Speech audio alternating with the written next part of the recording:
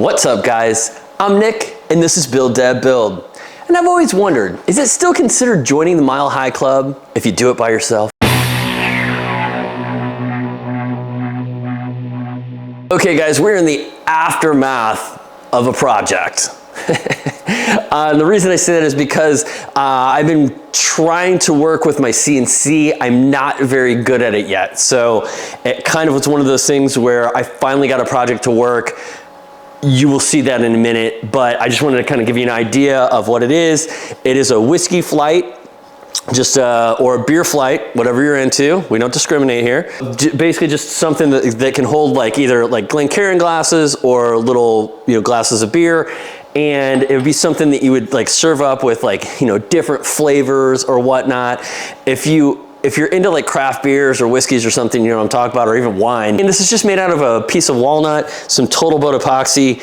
I did use their new wood honey product to finish it. As you see, it looks amazing, so check that out. But like I said, I dig it, it's very cool. It took me a couple tries to get the CNC to work correctly. So I would like to say, without further ado, but I would like to do something I don't normally do and say ahead of time, thank you to everybody that supports the channel. If you haven't subscribed, please consider subscribing. And to my unsung heroes, my patrons, these guys right here, they're the ones that keep the lights on in the shop, especially my top tier or Boilermaker patrons. Stephen Mann, Eric Weiss, Chuck Faulkner, Derek Coates, Puffy Muffins, Jim Carter, Andy the Viking, and Dwight Smith.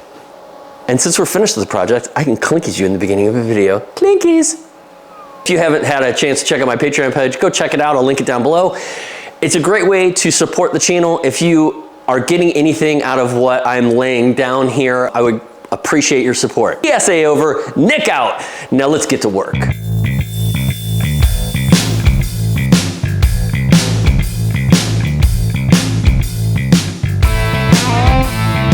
Okay, CNC rookie mistake number 3 for the day. I had it oriented in the software one way and on the CNC the other way. So I had it, software's looking at it like this, and the CNC was looking at it like this. So it started to carve, and then it just came out here and kind of did its thing. I don't want to put this one back in there because I'm afraid that these are just gonna like make it off. Got another piece of walnut, we're gonna stick that back down, and we're gonna start over.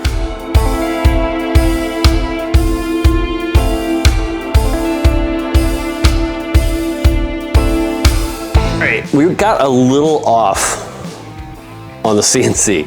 I thought I snapped it to 90 when I flipped it, but it apparently was off by like a degree or two. You can kind of see how there's just a little bit of an angle. I think it still works. I think it's still gonna play, so I'm gonna leave it. But yeah, it looks like I didn't get it exactly 90 degrees when I spun it. We're gonna have to do just a little bit of tuck tape to clean up or to catch those edges to make sure that we don't leak, because that would be what we call bad. So we're gonna just do a little tuck tape right here, and this should be fine. I always go a little higher. Let's go like just a little higher. God, this light is just horrible. To give yourselves like a little dam. Today we're gonna be using tabletop epoxy. This actually cut a little deeper than a 1/4 inch, but I think we'll be all right since it's such a small amount. Normally with tabletop epoxy, you don't wanna pour it more than a 1/4 inch deep, or beware the trolls. No, you could have an adverse reaction. Nobody wants an adverse reaction. But in this case, it's such a small area, I think we're gonna be all right. So we're gonna be using these resin pigments today by Magic Fly. They come 20 in a box and they're a liquid. I'm not used to using these, so we'll see how these are gonna turn out. I was gonna do like a blue or maybe a purple, but the fluorescent green caught my eye. So I think we're gonna do fluorescent green. So we're just gonna mix that with our tabletop epoxy, pour it, smack it up, flip it, rub it down, and then wait until it cures. And before you mix epoxy, what do? You glove up.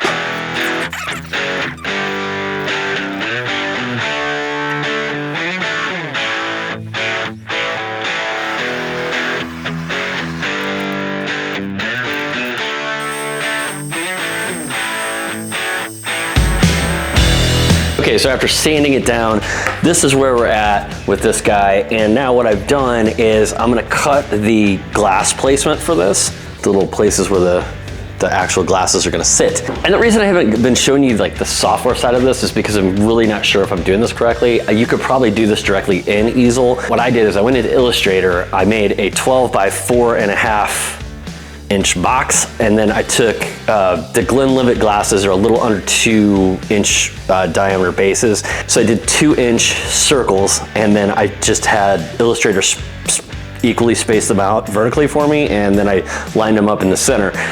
So just so you guys have an idea, like I said, I really don't want to hop into the computer and whatnot because I'm not sure if I'm telling you the right way to do it.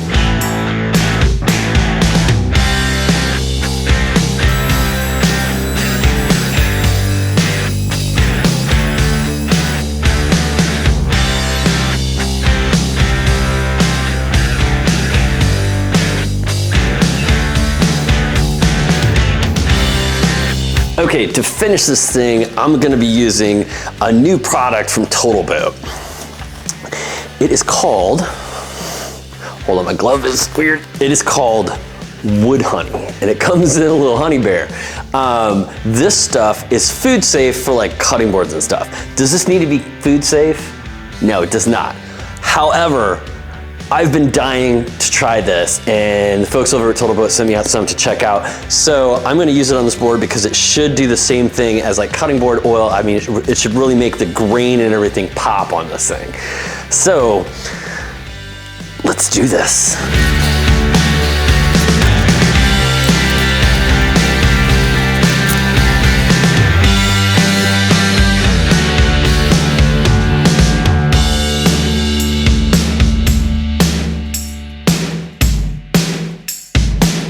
All right, guys, what do you think? I dig. A couple bumps along the road, but I think even with the bumps, like the end product still turned out really good. I would have liked the epoxy color to be a little bit more fluorescent. It didn't feel very fluorescent to me, even when I was using it, but other than that, man, I dig it. That being said, thanks for playing. And now I gotta get to work. Okay, Nick not being an idiot, take 200. Put my pencil right here, unless I don't, and then I put it someplace else. And that place is called up my ass. Here it is.